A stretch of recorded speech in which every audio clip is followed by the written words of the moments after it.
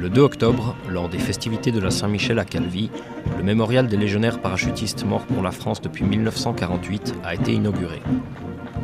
Le général Christophe de Saint-Chamas, commandant la Légion étrangère, a présidé la prise d'armes au 2e régiment étranger de parachutistes. Parmi les autorités étaient présentes le général Benoît Pugat, chef d'état-major particulier du président de la République, et le général Bruno Dary, gouverneur militaire de Paris. Parce que là, on est dans l'essence même de la Légion étrangère, qui est une troupe combattante constituée d'étrangers et qui, en cas de coup dur, ne pleure pas ses morts, mais les honore.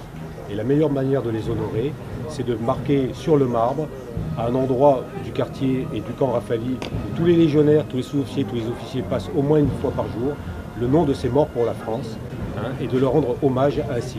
Ce qui est important également, c'est que ces gens-là vivent au milieu de nous, leur mémoire vive au milieu de nous. Et pourquoi c'est important? Parce que pour un jeune étranger qui vient servir la France et parfois mourir pour elle, il faut qu'il sache qu'il n'est pas le seul, que la voie a été ouverte pour les anciens.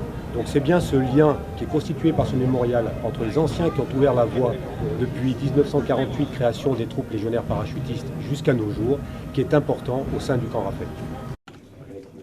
Au camp Rafali, c'est toute la communauté jeunes et anciens légionnaires parachutistes qui rendit hommage aux officiers, sous-officiers et légionnaires parachutistes morts pour la France, dont les 1302 noms sont maintenant gravés à jamais dans le marbre.